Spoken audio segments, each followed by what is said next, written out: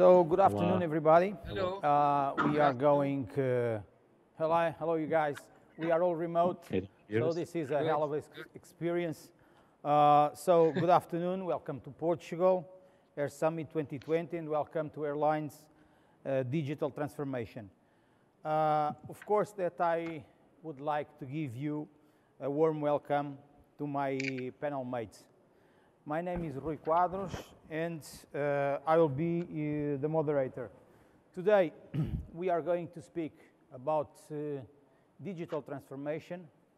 We are going to speak about GDS. We are going to speak about client experience. We are going to be about being direct, using the direct channels.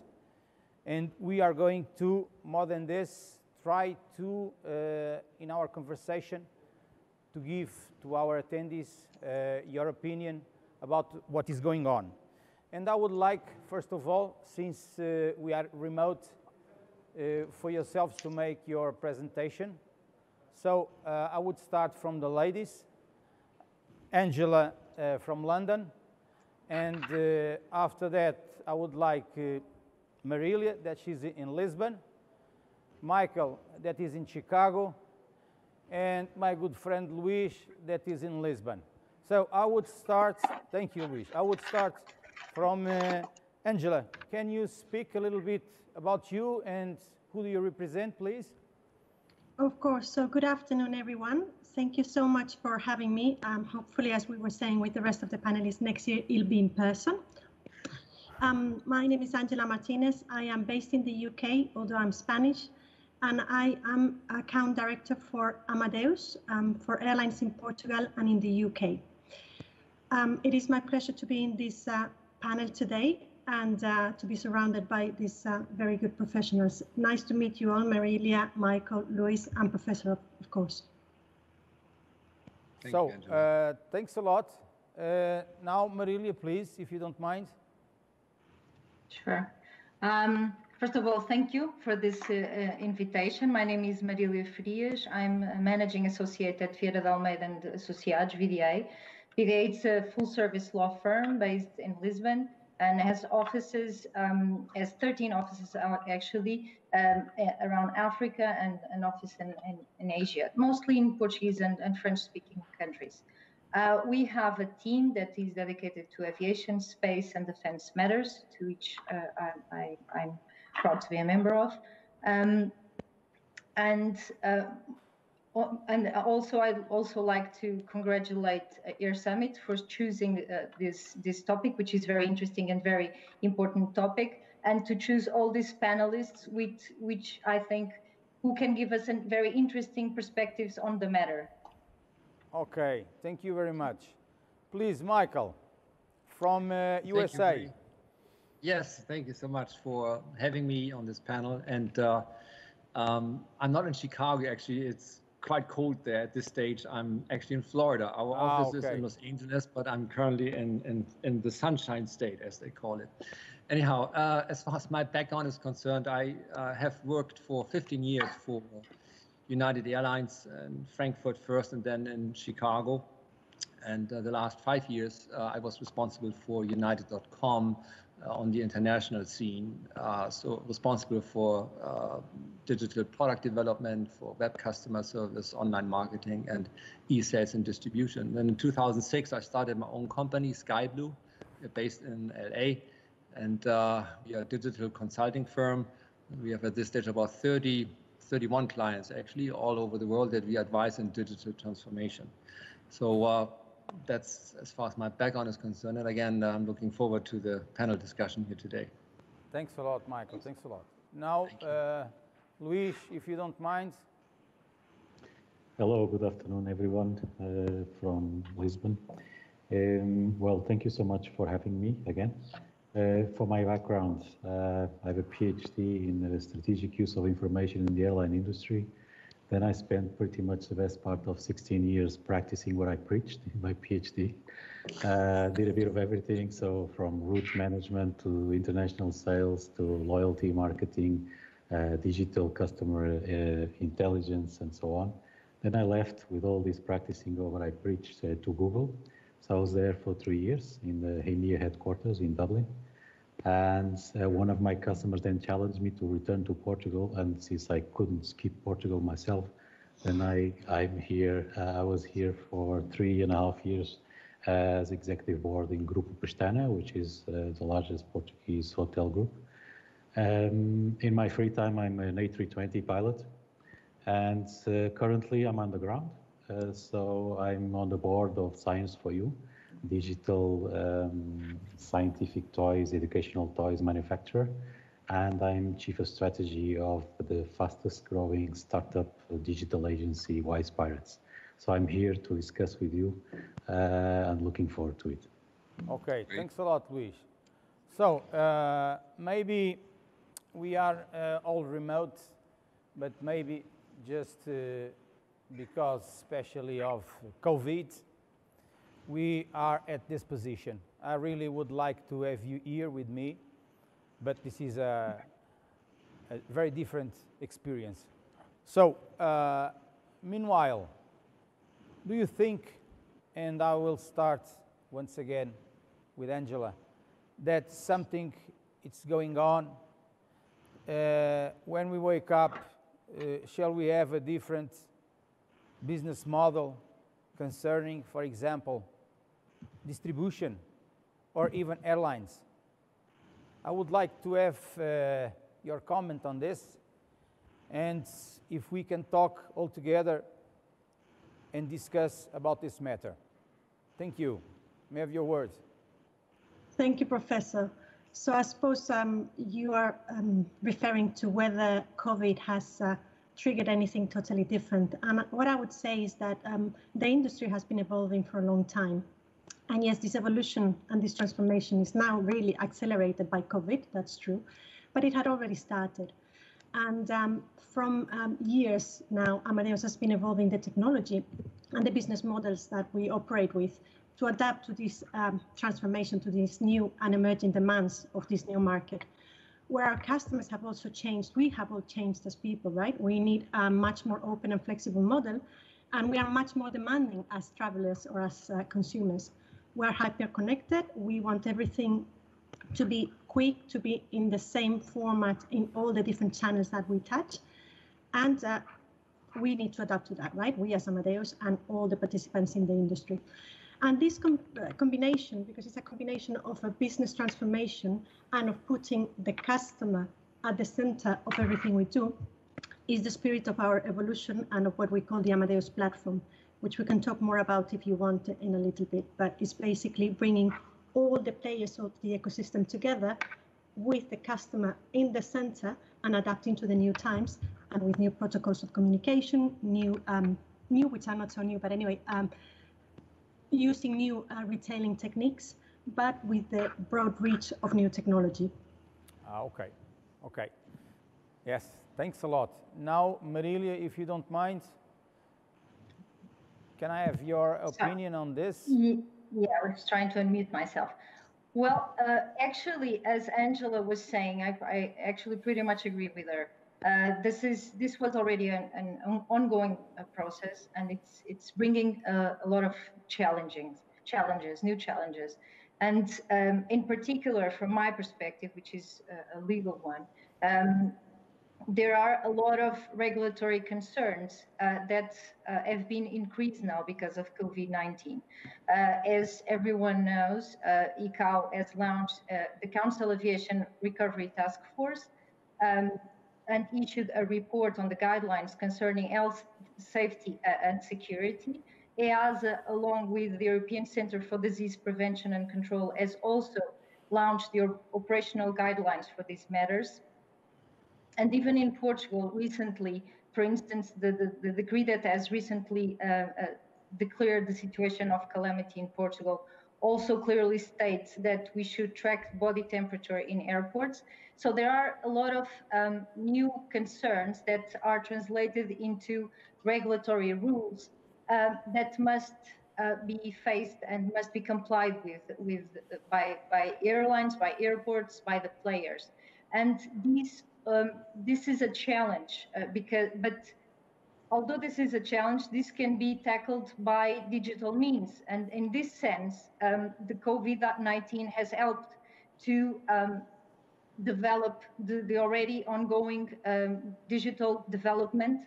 And this on one perspective. Then on another perspective, since the COVID-19 has forced people to stay at home, this has also created other challenges, which is to make the trips on airlines again attractive, because now people are more reluctant to travel. So airlines must show that they have good conditions. So there are two new challenges that airlines have to face, and the digital transformation somehow helps them to tackle these issues. For instance, there are a lot of new technologies, such as touchless technologies or digital identity documents.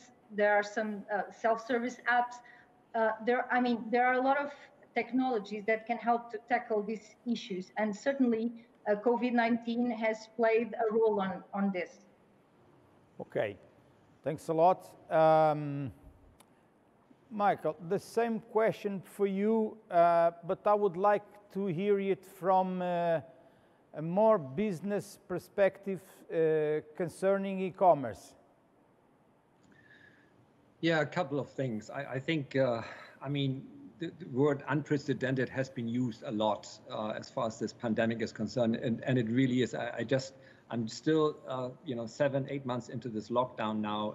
I'm still astonished by some of the numbers. I mean, let's just remind ourselves, this is like in modern times, in modern aviation times, this has never happened. We've had a fall of the passenger volume by over 50% across the board. IATA carriers are losing, what, $230 million a day. That's like $84 billion forecast for this year. 25 million jobs in the aviation industry are at risk. So this is definitely a moment of crisis. Now, every crisis, again, should not be wasted in the sense that there are new opportunities. And like Marilia was saying, there are some digital initiatives underway. Here in the US, I can tell you that e-commerce usage is up across the board. Device use is up for tablets, for mobile phones, for desktops, laptops by 20, 30, 40%, because people are homebound. 90% of countries worldwide are now in some kind of travel restriction. So people are obviously doing more at home, including shopping. Now, as far as opportunities are concerned to use the digital evolution, like Ângela was saying, and Marilia also, the transformation has been going on for quite a while now. There are still some laggards, there are some leaders. I think the leaders, in this space, as far as my personal view is concerned, carriers like EasyJet, for instance, in Europe, JetBlue in the US. KLM is another leading carrier, British Airways also. They have deep pockets of money and deep pockets of talent. So they can certainly marshal the appropriate resources to refocus now some of their digital activities. And the refocus is key. We need to now focus on things like touchless travel. We need to focus on a digital passport. IATA has some initiatives, you probably know them. It's called like IATA 1D, for instance. There's another initiative called the known digital identity, the travel identity. So I think it's much less, to me, about acceleration, because the pace has been already accelerating over the years. It's more like refocusing at this stage. And one last sentence in closing on this. Some forecasts say that by the end of this year, there will be 30% less airlines. Some airlines have already gone into some kind of bankruptcy or out of business. And even the ones that remain will be significantly smaller. So we just have to remind ourselves that the resources that are still there have become smaller. And investment in IT, no matter what, is an expensive undertaking. So companies, anecdotally, I can tell you from our clients, they have not cut back on their IT staff yet, not to the extent that you have seen, for instance, with pilots or with flight attendants or in the airport environment, which from a digital point of view is a good thing. So in other words, the digital train will continue moving forward, maybe not necessarily at the same pace, but I think companies will continue investing, but they have to realize at this stage, restoring the faith of the traveler into the protection and safety of their health is absolutely key. Without airlines conveying that message and really backing it up with concrete action, travelers will just stay away for a long time. Yes, thank you, thanks a lot. It's pretty amazing. It's difficult times. And Luís, the same question for you, but since we are in Portugal, and we take the opportunity for you to explain what do you think about the COVID damage in our country. It's important concerning airlines and tourism. Thank you. Okay. So again, like my panel colleagues, I don't have magic answer, but I have my 2 cents on this. Okay. So I think the airline, the travel and tourism industry will never be the same. Okay. I think this crisis there is nothing like a near-death experience for anyone to transform structurally, okay? And I think in terms of the tourism, to start in a more general theme, I think Portugal has seen a dramatic fall in tourism. Portugal has seen, of course, a huge economic downturn facing forward, as many other countries do. Portugal depends especially more on tourism. About 10% of its GDP is tourism, and it multiplies through the economy in a stronger way than in many other countries. So we are in that near-death experience that will force us to reinvent ourselves. I see already some examples of transformation doing very well. I see certain destinations inside of Portugal doing better during this COVID crisis, like the rural destinations, like the Alentejo coast and local accommodations that have differentiated themselves throughout the last few years. So I think there is hope there because the customer has changed, consumer behavior is changed, and there is nothing like following the consumer to follow the light to see what's the answer to all of this, okay? So I see, for example, in the events area that it will never be the same. There will be much fewer events, but they will stay longer and spend a lot more because they are hybrid events. They will be very technically minded. They will have huge infrastructure to make sure they are small, with small local audiences, but reaching the whole world by live streaming like this one. I see business travel, for example, the people will travel less times, but for more important occasions. So again, they will travel less frequently, but probably will spend more in their travels because they are more special. They will travel more to see clients than to see each other in each company. They will travel in special times of the client relationship, like signing a contract or the last negotiation of that contract. So I think it will never be the same, but it will transform itself into a much more sustainable and smart way of operating. Turning to the airline side of things, again, it will never be the same, and I think it will have to transform itself in 3 dimensions. One of them is this, I asked my colleagues, my partners, everybody that works in the airline industry, the airports, the GDSs, to not just make travel safer, make it better, please. Okay, now is the time. And this is to do with the touchless technology, with the biometric technology, with the mobile, with the apps, with the digital documents, with all of this together that has been on the pipeline for years and years, but through, I would say, less than optimal cooperation between the stakeholders for many other very valid reasons, has not happened at the pace that would be necessary.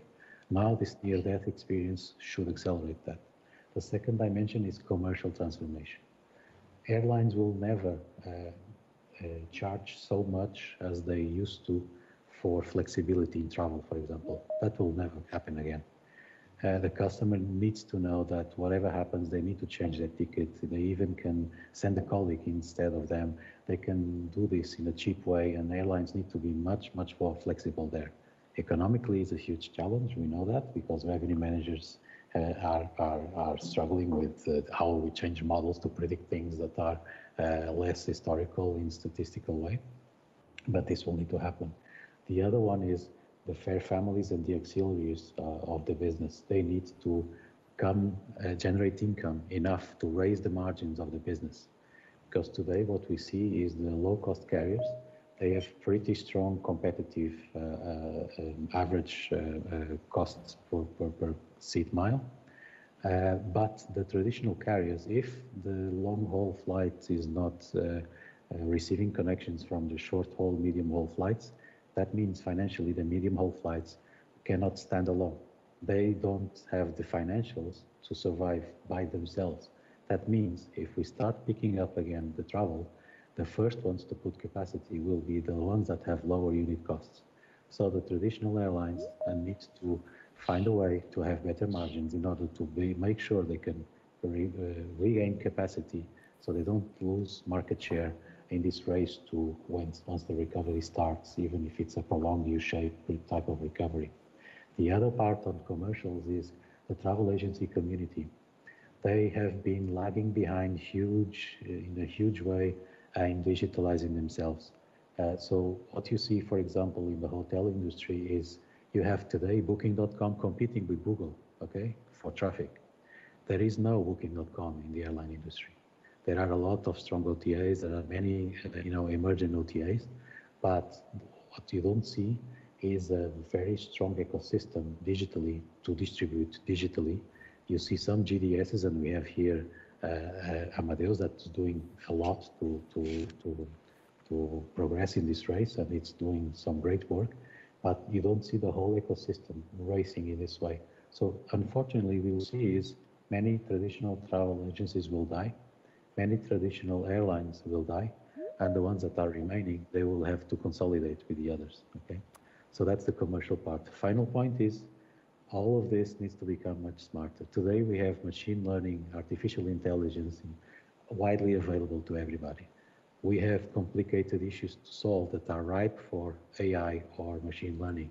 For example, revenue management, for example, capacity utilization, for example, airport congestion, and so on and so on. So to sum up, commercial transformation, make it safer but also nicer to travel, and become smarter, please. Now is the time. Okay, thank you, Luís. Thanks a lot. So I think we have just made a general brief of what we all think about it, but we are still booking flights with travel agents. We are still booking flights with Google. But do we feel comfortable when we go out of a restaurant and we see Google score the restaurant, asking us to score the restaurant that we are? Do we feel comfortable? I don't know, but this happens. And as you know, airports does not have activities coordinated with airlines. And when they have it, there will be another thing, and they will use passenger information. So I don't know if it is comfortable for you or not, but this is what's going on. And a part of this, airlines are always, daily by day, trying to reach their clients directly. We have some examples, for example, Lufthansa. And I would like to know from Ângela, what do you think about this? What the GDS, of course Amadeus, because you are here as Amadeus, is doing with this, or this is all a lie? What do you think about this? What are you doing with this? Right. So what we see is with this evolution and this transformation is that this is why we are evolving our distribution platform. And what we're doing is we're bringing together not just airlines, like you mentioned, but also hotels, other means of lodging, let's say, rails, ground transportation, all this content, we're bringing it into one place. And at the end of the day, what we're doing is giving the passenger the choice to either go directly to one of them or to go through a traditional GDS, because GDS or travel agency. What we're putting together is the ecosystem, the technology behind the ecosystem that needs to exist. We are collaborating with all of them. And in fact, for this to take off, what it needs is all the pieces to cooperate, like Luís was hinting before, I think. We've just recently signed an agreement, an NDC agreement, because, by the way, this ecosystem is based on different technologies. And we will have, we can cope with EDIFACT, but now we also have something that's quite hot, which is NDC. We just had Air France KLM signing for this. And what it means is that through this platform, Air France KLM will be able to display the content in whichever way they want to the end passenger, right? So they can either go direct or go through the platform, but without the limitations that they used to have. So how we see it is part of the evolution, and we are adapting to the evolution. We're not saying one or the other. We're evolving with it, and we're allowing the passenger to have the choice, because we put them at the heart of everything we do, and the same thing for the airlines, for the hotels, for all of our customers. Yes, thank you, thank you. Michael, in my opinion, and I would like to know yours, airlines forgot a little bit about the importance of passengers. They want to go direct. They forgot about what? I'm sorry, I didn't understand acoustically. In my opinion, airlines forgot about the importance of passengers. And they want to go direct, okay? And they want to e-commerce. And they want to have a huge average fare. What do you think about this? Well, I think that just a comment about GDSs. I mean, going direct has been a long time in the pipeline, really. If you think about it, airlines, Air Canada is one of the leading innovators in that area as far as fare merchandising is concerned. They had wanted to merchandise their fare products for over 10 years. And it took lots of battling with the GDSs before they finally came around. So the GDSs, Amadeus, Travelport, and Sabre, Travel Sky, and so forth, they have not been in the forefront of this. And obviously, the GDSs have a nice business model.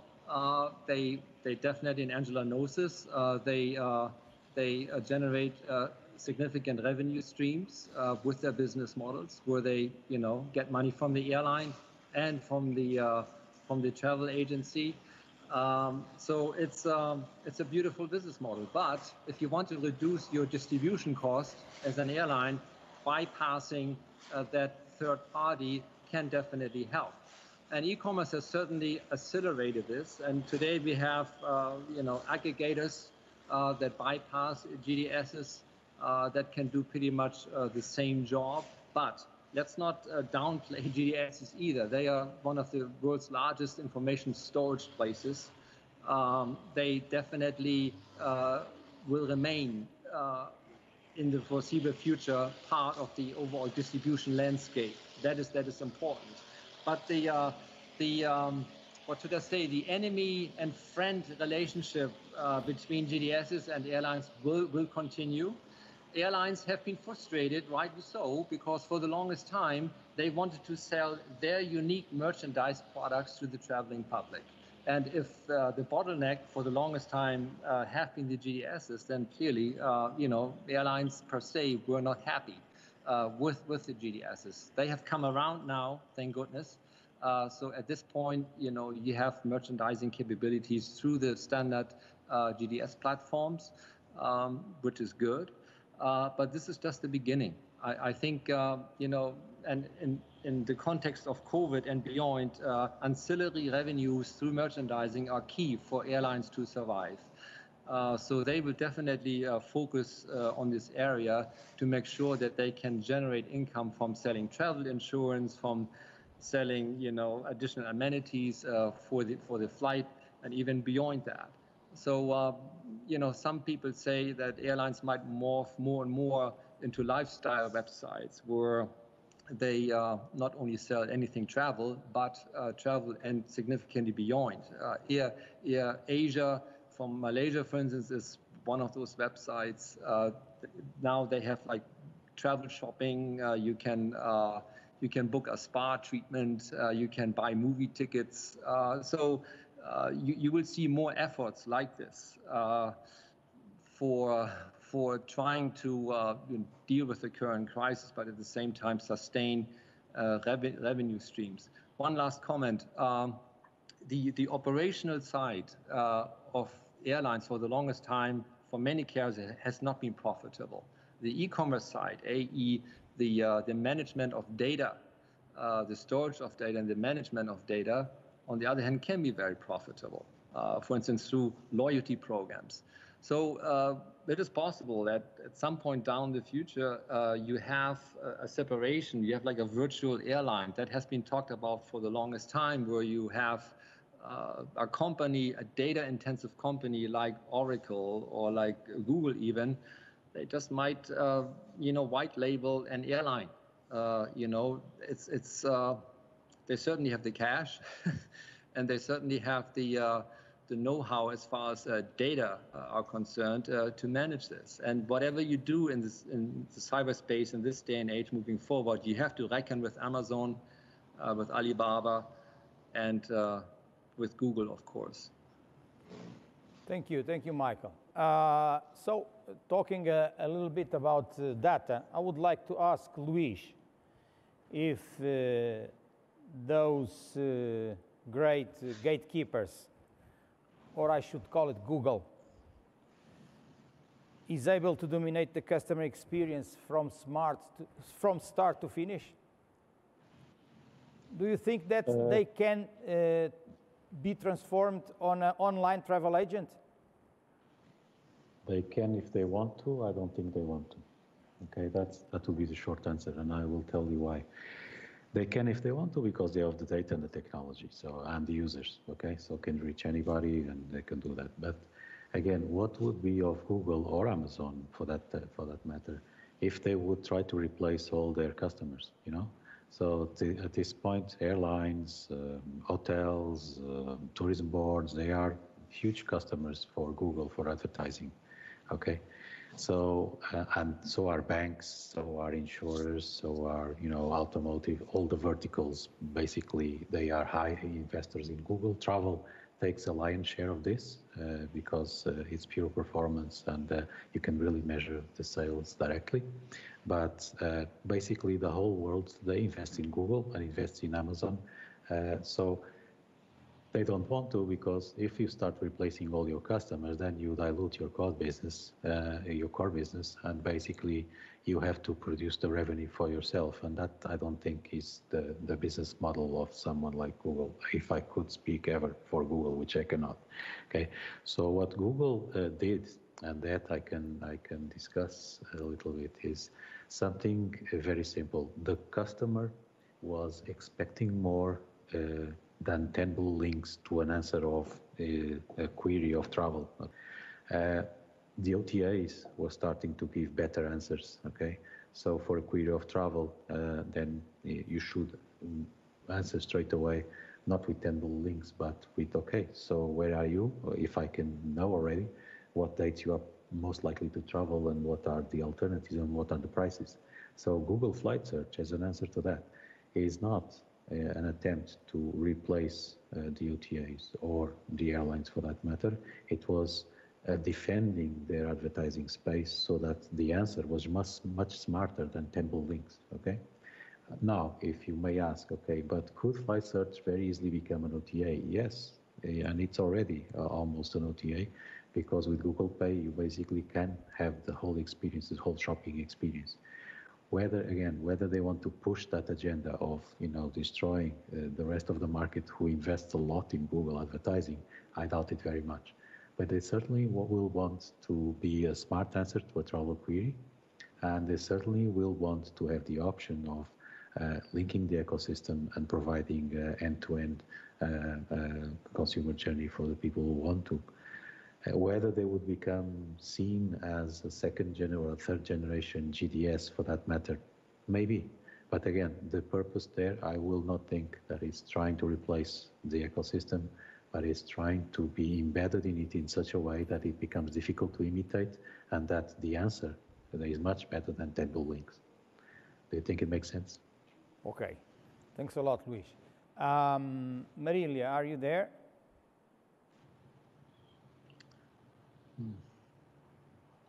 Yes, Marilia, are you there? Yes, I am. I'm for some reason the camera is not turning on. I'm here. I have a question, and going a bit backwards of trying to be direct to the client. I don't know if this is fair, because there is a code of conduct for the GDS, and the GDS must accomplish those code of conduct, and those companies that like to work with direct clients, where is the legal issue around, in your opinion?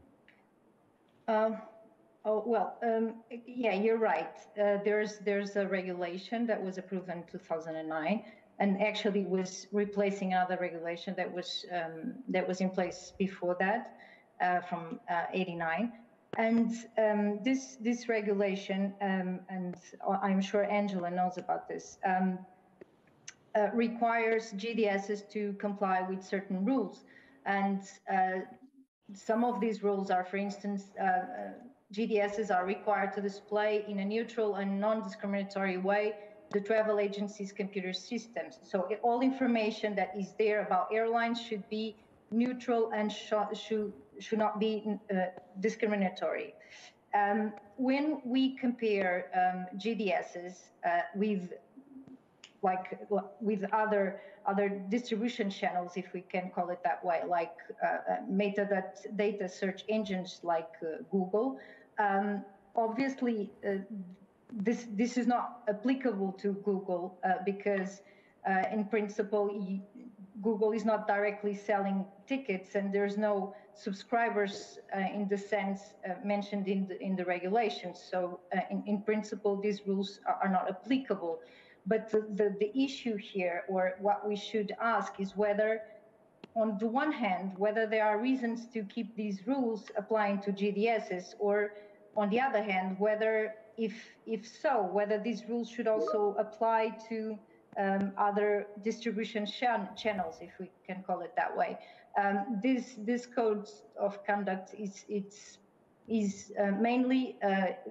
main goals is to ensure a level playing field for all participants and prevent the distortion of competition. And in that sense, I mean, we really should ask whether it's at least some rules, whether it's worth keeping them. Actually, in January this year, it was released an evaluation from the Commission, and they actually arrived to very interesting conclusions. Let's call it conclusions. Well, what they actually said is that there were a lot of significant market changes and technological changes, and they should be taken into account for the evaluation of these regulations. For instance, as market changes, as an example, there is divestiture of airlines in GDSs. In the past, normally airlines were the companies who owned GDSs, and there are a lot of other alternate distribution channels, as we have been speaking about. On the other hand, there is a high penetration of internet in the European Union, and a very easy access to mobile devices. So this leaves GDSs in a very different position, and it in fact leads them to lose some market share. So this is why it is important to understand why this code of conduct should continue in place, or at least if all the rules should continue in place as they are today. And this is what the Commission is doing now. Yes, thank you, thank you. Ângela, taking the advantage of what Marilia has said, and this game going direct, dealing with travel agents disappearing, code of conduct, how is to deal with the clients that are surviving in these days? How do you feel about that? I believe it's very difficult. When you say the clients, do you mean because we have the airlines? Okay, because we have, you see, in Amadeus, we have different types of clients. So the airlines are our clients. In fact, my clients. Yes, your partner in this case. Travel agencies. Yeah. So how is it dealing? So we have had to be much more flexible than before. We have to become much closer than we were, although we have not been able to be physically closer. So we have not been able to visit our customers as much as we would have liked to. But we have found our ways to be closer to them, to be supporting them even more. But at the same time, we're going hand in hand. Their success is our success. So what they're suffering now, we are suffering as well, right? Big time, I have to say. And in terms of code of conduct, I mean, going back to what Marilia was saying, yes, it is a re-evaluation that I think is happening in the industry. I'm not sure that COVID will be any accelerator for anything, but it's true that it's something that was there. Is it now a neutral playing field for all of us, as they demand us to have for our customers? I'm not sure, but that is up to the Commission and to the legal entities, let's say, to work on. Yes. Yeah. Yes, thanks a lot. Michael, there's something that is on the run every day, and we hear it's mostly about low-cost carriers and ultra-low-cost carriers, and that is about ancillary revenue. What do you think will be the role in future of ancillary revenue? Well, as I mentioned a little bit earlier already, I think the role of ancillary revenue is definitely going to grow. This is basically a focus within any airline, and if anything, it helps tremendously to sustain their business. So breaking up the traditional fare product and disassembling it and selling the different pieces in an a la carte form or as part of a fare family, all of that is at this stage a successful undertaking. So the clocks will not be turned back on this. Yeah. So airlines become more and more retailers, and of course everybody wants to imitate an Amazon because Amazon is very successful in this space. But we also have to remember the reason why Amazon is very successful is because they do a lot of personalization. Giving you a certain selection of their vast inventory of products and services that they have. Airlines are not good at that yet. We've been talking about personalization for the longest time, and yet when I check on the emails that I receive or text messages from airlines, they are anything but personalized. Maybe they salute me by my name, but the content of the message itself is certainly not personalized. So I think airlines in that regard still have a long way to go. And if anything, they should try to learn more from the Amazons of this world that are doing a much better job. And personalization is estimated to drive billions of dollars for Amazon. So the airlines need to beef up their know-how in this area.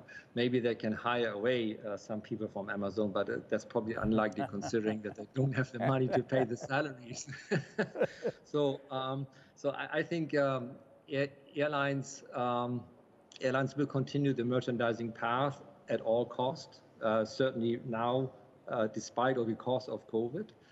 And the question is, how far can they push this envelope? And this brings me back to my earlier comment as to how far can they go to to really disassemble the airline product. I think at some point, though, there might be some fatigue setting in with some customers too, because they are being nickeled and dimed for everything. So we might see the pendulum swinging back to some extent. And some airlines have already established what they call fair families, where they sell you a package with certain benefits in it. And you can just get these. And so I think, you know, so this will continue where some airlines will, like Spirit Airlines and ultra low-cost carrier, they will disassemble everything. Ryanair, as you know, at one point went on record for possibly, I mean, this was a joke by Michael O'Leary, but that he would charge people to using the bathroom on the airplane. But I don't think we will go that far. But the point is that the disassembly of the fare product will continue. At the same time, we will also see some rebundling of some of these fare items to make it easier shopping for customers. So essentially, merchandising is here to stay. And if anything, airlines will explore new areas beyond the realm of travel to tap more into this space. The question is, how far can you push an airline brand into non-airline brand related activities? That's where, you know, we have to see. Thank you. Thanks a lot. It's amazing. We have finished our time. Oh, 45 minutes. In my screen, I have 0,000,000 in red. So thanks a lot. It was a great pleasure, and I hope to meet you one of these days. And Michael, thanks a lot for the great book that I have received from you. And next time we have the opportunity to invite you and Ângela to Portugal, we three will be delighted to receive you. Okay? Thanks, Marilia. Thank you so much. Thank you very much. Thanks, Mark. Thank you. Thanks a lot. Thank you. Yeah. Thanks, Luís. Bye-bye. See you next time. Bye. Thanks a lot. Bye-bye. Bye. See you. Bye.